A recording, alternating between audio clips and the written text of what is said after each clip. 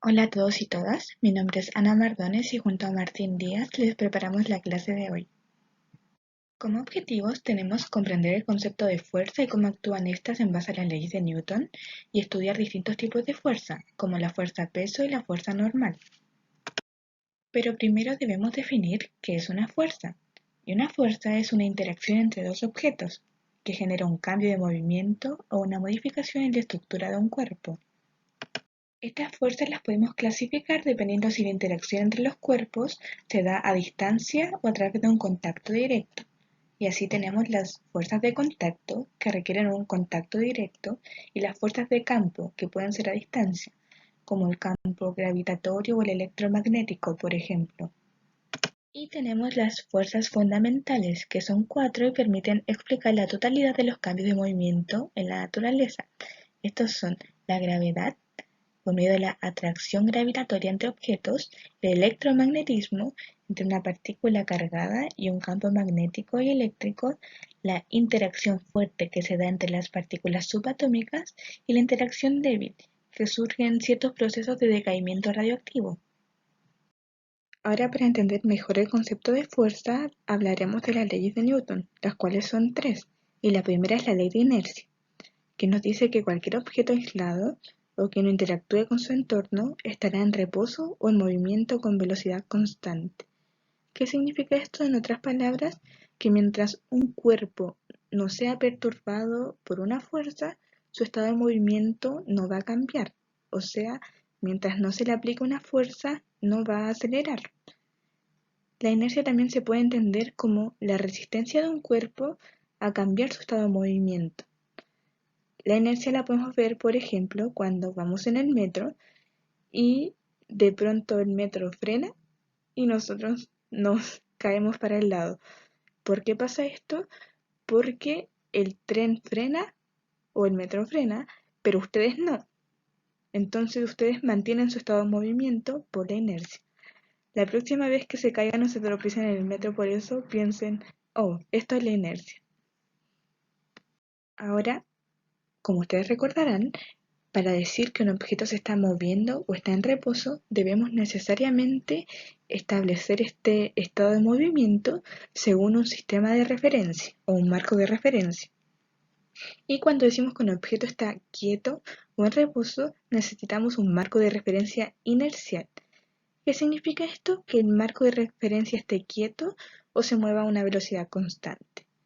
Y consideramos que la Tierra es un marco de referencia que está quieto o un marco de referencia inercial. La segunda ley de Newton es la ley fundamental de la dinámica, que nos plantea que la interacción que se da entre dos cuerpos por medio de la fuerza va a generar una aceleración, y esta aceleración será inversamente proporcional a la masa del objeto. Si ustedes se fijan en las pelotitas que aparecen aquí, tienen diferente masa. ¿Ya?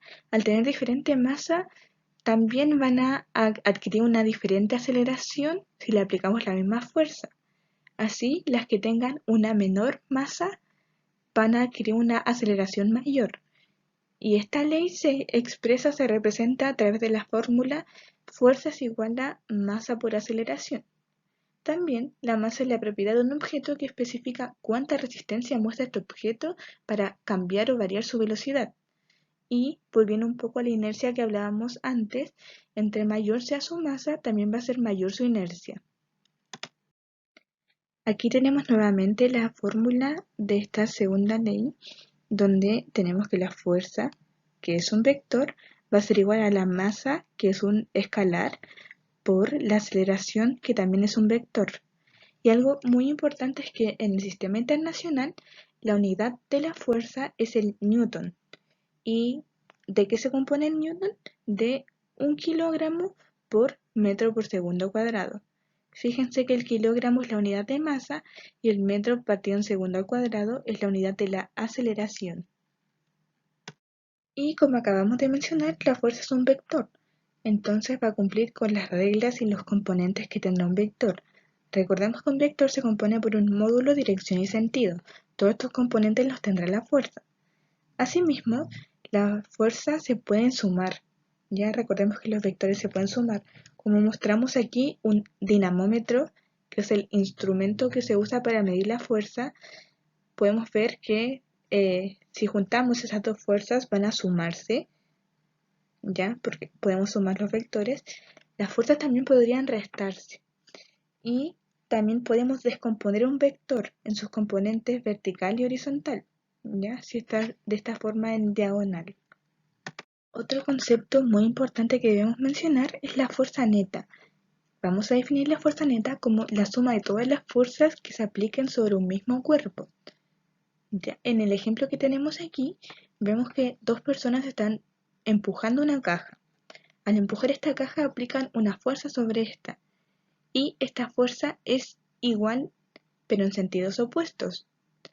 ¿Qué significa esto? Que sean igual con la misma dirección y módulo pero en el sentido opuesto, al sumarlas van a dar 0. Por lo tanto la caja no se mueve o su aceleración es igual a 0 metros por segundo elevado al cuadrado. Y esto no significa que no se estén aplicando fuerzas sobre la caja. De hecho ustedes ven que las dos personas están empujando. Solo implica que la fuerza neta o la suma de esas fuerzas es 0 y no hay un movimiento. Pero otras cosas podrían pasar a esta caja, ya que podría deformarse porque estas personas están empujándola. Ahora, para incorporar un poco mejor lo que acabamos de ver, vamos a resolver un ejercicio. Este nos dice que en las siguientes opciones se representan situaciones en las que un bloque se encuentra sobre una superficie horizontal bajo la acción de ciertas fuerzas. Si solo se considera la acción de las fuerzas representadas y todas ellas son de igual magnitud, ¿en cuál de las situaciones el bloque tiene velocidad constante? Lo primero que debemos preguntarnos es cómo un objeto mantiene su velocidad constante, y la respuesta es si su aceleración es 0 o es nula. ¿Y cómo logramos esto? Cuando la fuerza neta también es 0. Entonces, para lograr que nuestra fuerza neta sea 0, necesitamos dos fuerzas que se apliquen con la misma magnitud, en la misma dirección, pero en el sentido opuesto. ¿En qué opción se ilustra esto? En la alternativa D. Si ustedes se fijan, en todo el resto de las alternativas, la fuerza neta no es 0. Entonces, estaríamos provocando una aceleración en el bloque. La tercera y última ley de Newton es la ley de acción y reacción, que nos dice que toda fuerza aplicada sobre un cuerpo genera una fuerza de la misma magnitud, la misma dirección, pero aplicada en el sentido inverso sobre el otro cuerpo. Esto lo podemos ver en las imágenes.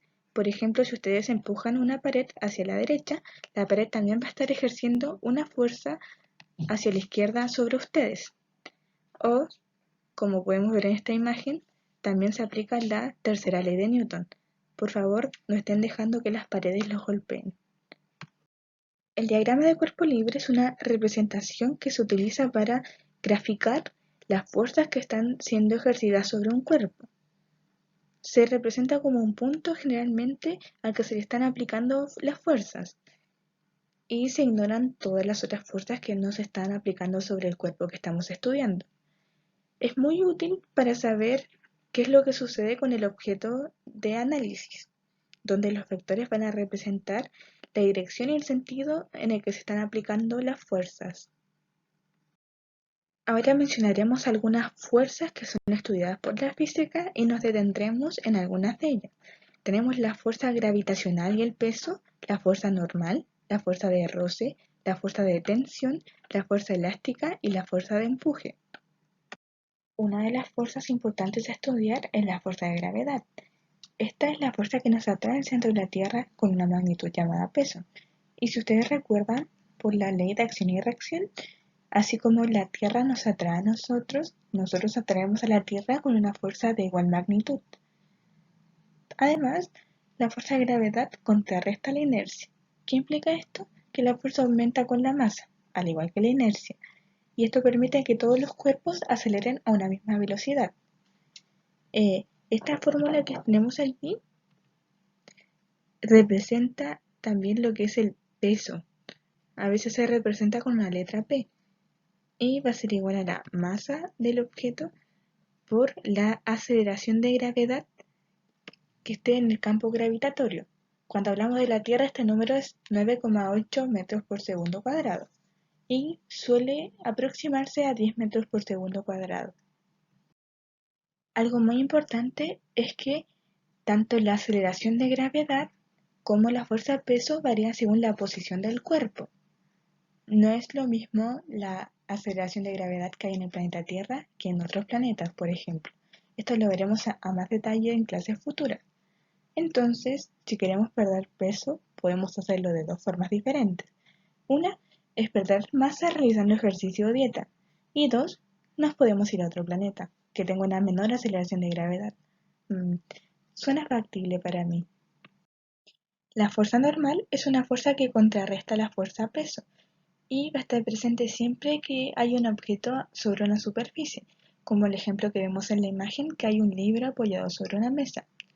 En este caso, tanto el peso como la normal tendrán el mismo módulo, la misma dirección y diferente sentido. Por lo tanto, la fuerza neta sobre el libro es 0 newtons. Ahora bien, la fuerza normal no es una fuerza de reacción, ya que la normal y el peso son aplicadas sobre un mismo objeto, en este caso el libro.